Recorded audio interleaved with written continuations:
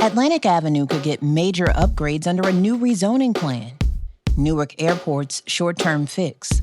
How a possible NJ Transit strike may impact concert-goers. New Jersey Democrats running for governor debate immigration. And magic in Brooklyn. From WNYC, this is NYC Now. I'm Janae Pierre. A major upgrade could be in the works for a roughly 20-block stretch of Brooklyn's Atlantic Avenue. 2 key city council panels passed the rezoning plan this week. Officials say it allows for 4,600 new housing units in Crown Heights and Bed-Stuy and would create about 2,800 long-term jobs.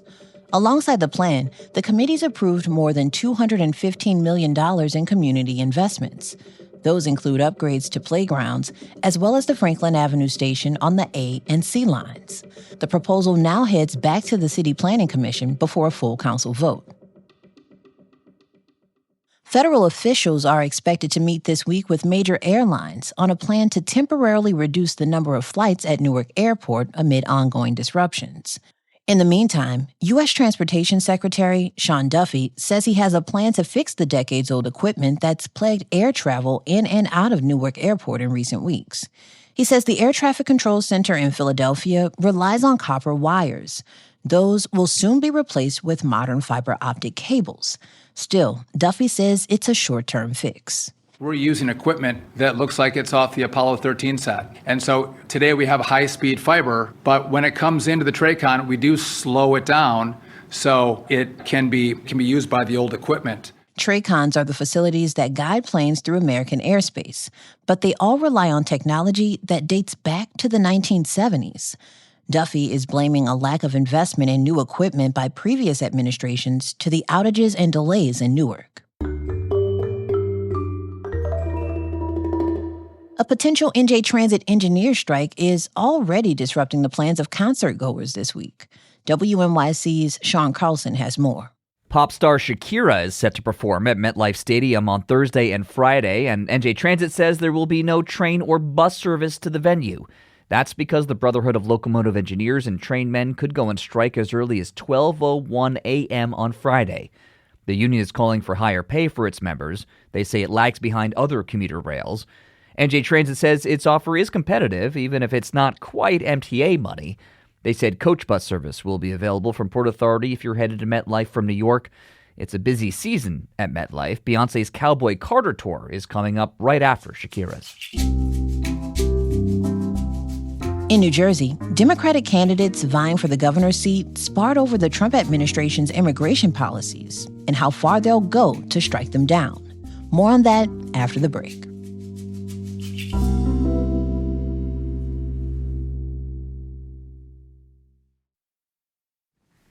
WNYC.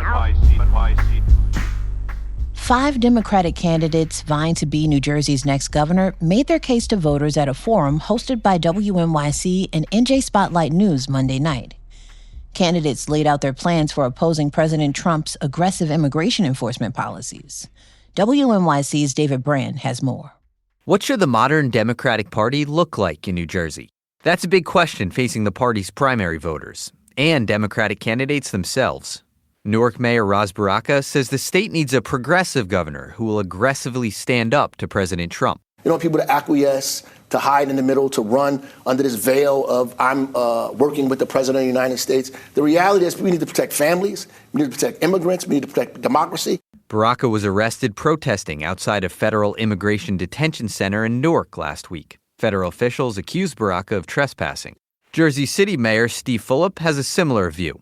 He says current Governor Phil Murphy and legislative leaders should get behind a bill limiting cooperation between local law enforcement and federal immigration agents. It's called the Immigrant Trust Act. It speaks to the values of the state of New Jersey. It speaks to how you view the immigrant community. But Congresswoman Mikey Sherrill says courts would rule the measure unconstitutional, and that could end up backfiring. You will open up vulnerable people to more attacks in the court when they overturn this. And by the way, if this goes up to the Supreme Court, which it likely will, then that overturns other states' mandates. Other moderate candidates also oppose the measure. Former Senate President Steve Sweeney says he opposes sanctuary policies. All you're doing is giving false hope to people that they are safe. They're not safe. Congressmember Josh Gottheimer voted in favor of a federal law that allows immigration agents to deport people accused of low-level crimes, which made him a target of criticism from the other candidates. But he says he thinks he can level with the president. You say, I don't think so, Trump. You're not coming in here and rounding up innocent, undocumented people. But it's about more than just Trump. The candidates also sparred on local issues top of mind to New Jerseyans, especially transportation. NJ Transit engineers could go on strike Friday. Route 80 is pockmarked with sinkholes, and reoccurring meltdowns at Newark Airport are grounding flights. Cheryl says it's a triple whammy. So we have a transit disaster at almost every level right now. All 5 candidates say if they were governor right now, they'd be at the bargaining table 24/7 to prevent a rail strike. Here's Sweeney. New Jersey Transit doesn't run well to start with, so we cannot afford to have a strike. But they have different strategies to fund mass transit. Phillips says he would block a plan to widen the New Jersey Turnpike and invest the cash in public transportation instead. It's a $12 billion boondoggle. Then there's the Garden State's highest in the nation property taxes. All of the candidates are pushing plans to consolidate and share services. Here's Gottheimer. 564 municipalities. And what happens? They all pay Wawa prices instead of Costco prices. No one negotiates separately for salt on the roads, for their insurance by town. One notable absence on stage was Teachers Union president and former Montclair mayor Sean Spiller. He's also running for the Democratic nomination, but didn't qualify to take part in the forum under rules set by the New Jersey Election Law Enforcement Commission. The state's primary is June 10th. That's WNYC's David Brand. Question: do you believe in magic? Well, a local magician has, poof, turned an empty Brooklyn storefront into a speakeasy magic venue. Abracadabra. WNYC's Hannah Frischberg reports.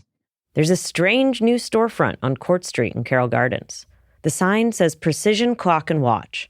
Step inside and you'll find a lobby outfitted with various esoteric, old-timey delights, like vintage suitcases. On Thursday, Friday, and Saturday nights, you'll find magician Greg Dubin swallowing needles and performing card tricks for a small but transfixed audience. Watch, I know what you're thinking. You're thinking, what if I magically remove the ball from cup 2? Would you like it under cup A or C? A. You sure? Dubin was born in Florida and has been living in Carroll Gardens since 2003. He's been a full-time magician for 7 years and has long dreamed of opening his own venue. He decided the empty storefront that had long been home to neighborhood bar P.J. Hanley's would be the perfect spot. It was an empty space not doing anything. I had this vision of the facade being a clock and watch repair shop. And I did it, and it worked. The show often sells out. I just didn't realize that there was such a desire in this area for things for grown-ups to do without their kids. Yeah, something cool to do in the neighborhood. Carroll Gardens resident Christy Palanti met Dubin next door at Luana's Tavern in early 2024. She's now seen the show 3 times. We think it's really cool to have because it was a great excuse to get all of our friends to come to our neighborhood and hang out with us instead of us going to the suburbs and hanging out with them. Windsor Terrace resident Jasper Stoddard was at the show last week. I liked the sort of DIY feel, like how he was doing all the tech just on his phone and kind of made a joke of that. Dubin says he's also been doing some guerrilla marketing, posting signs around the neighborhood warning people not to give him their watch. It's kind of like, feels like this is the culmination of my entire life's work as a magician and as just like living in this neighborhood and getting to know all these people. Tickets to Dubin's show start at $50. That's WNYC's Hannah Frischberg. Before we go, a quick correction. In today's midday episode, we ran a story about the Rikers Island jail coming under the control of an independent receiver. In it, we misstated the specifics of those who died in corrections custody. So far this year, 5 people have died in city jails or just after release. Read more about it at our news site, Gothamist. Thanks for listening to NYC Now from WNYC. I'm Janae Pierre. We'll be back tomorrow.